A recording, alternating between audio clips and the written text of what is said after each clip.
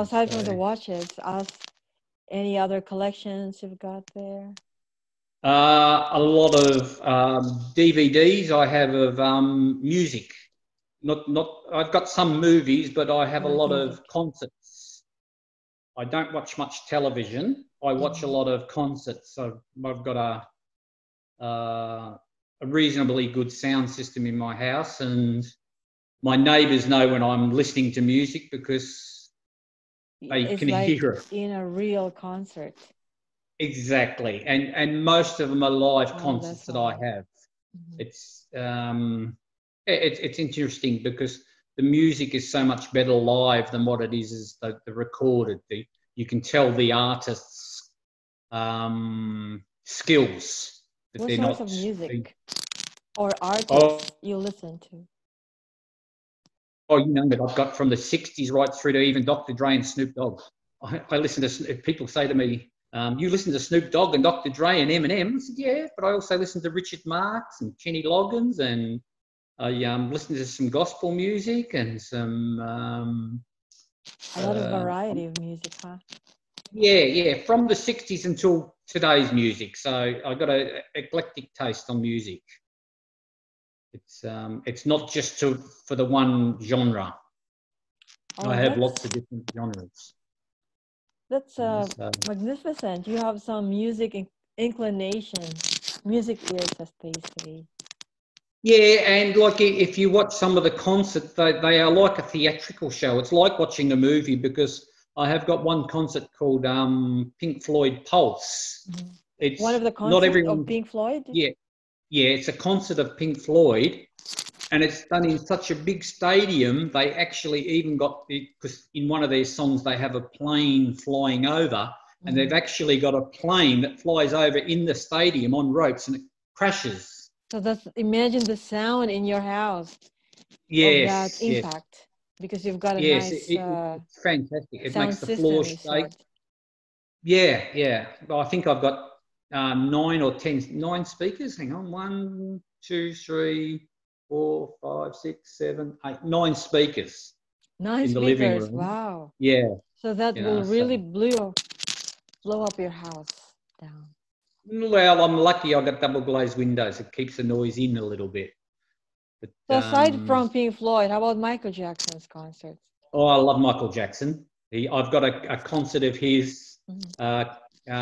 It's actually not the full concert. It's just before he passed away. It was the This Is It DVD, Oh yeah, I liked and I have very that on much. Blu-ray, and the sound is phenomenal until you hear that version of Thriller Mhm. on Famous a one, good Thriller. sound system. Yeah. But yeah, but the version of Thriller on this actual DVD, the Blu-ray, is so much better than the previous recordings of it. It's just incredible because it's actually a bit of a theatrical show. It was all the rehearsals for it. Unfortunately, he never got to do the concert, Mhm. and it it's just immortalised on DVD now. So whenever I feel like it, some friends of mine that want to watch it, they love to sit down and watch it.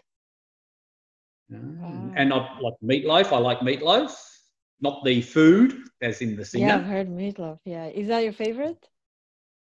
He, well, one of my, probably in my top five. Mhm. My favourite is a band from the '70s called Supertramp. Mhm. I've when they split up in the early, I think it was the mid '80s. They had some phenomenal records. Even bands like Dire Straits used to say, "We love their timing. Their time is impeccable when it comes to live recordings. They are the best. They are the bee's knees of live recordings." And I've got a couple of collector's items of their records. So when they disbanded, they bought out the lead singer was named Roger Hodgson, and he tours a lot. I've seen him twice. I've seen him on my 50th birthday, and I seen him about a year and a half ago when he was out here in Australia. You've seen his concert.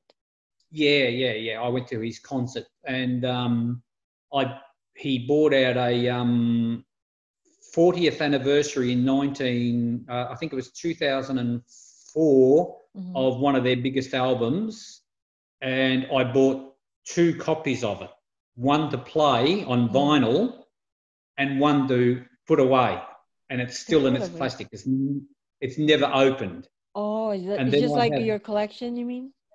Yes, it's a collectible record. It's they have a rare recording in there live at Hammersmith, which has been classed as one of the best 5 recordings of a live album ever done. And then I've got on the 2019, they have bought the 40th anniversary of their other big album called Breakfast in America, which most people know of. Yes, it's a famous one too. And they bought out a 40th anniversary of that, and he produced 200 vinyl copies of it in a special coloured vinyl, and he signed each one, and there was only 200 of them worldwide, and I was lucky enough to get number 62 out of 200. And I've got one of those, and I'm eventually going to get it framed when I get back to work, and because frame's going to cost a bit of money. I don't want to go putting it in a frame. At the moment, it just sits on the top of my watches as like a picture. It's hanging there, and it's the album cover signed by him, but it will never be played because it's collector's item. Your collective item, yeah. So that is really unique and very impressive. From watches to music. Yeah, well, music is life. It's if you're depressed, you put on some music, it'll cheer you up. If you're feeling, a bit sad, you put on some nice songs, it'll pep you up and get you up and going again. Listen to upbeat songs. Yeah, well, it depends on what you're listening to. It's if you're feeling depressed and you're listening to the wrong sort of music, it'll make you more depressed. Most of the time, your daily music that you listen to. Yeah, well, most people have music going on in the background. If they're at work, they'll have a radio sitting in there. They don't realise it, but they're listening to music a lot of the time.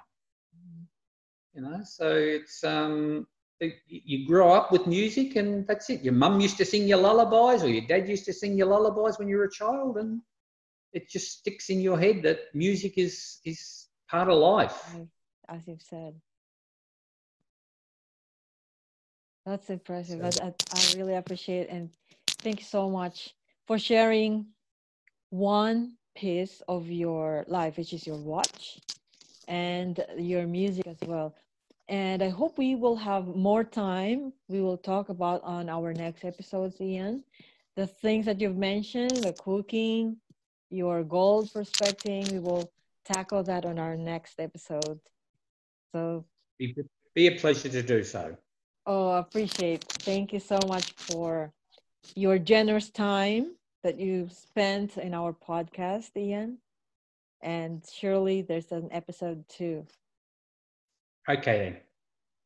So this is Mary Claire of Speakers Bank. Thank you so much for your time, and I will just contact you soon. You have a great day and stay safe, Ian.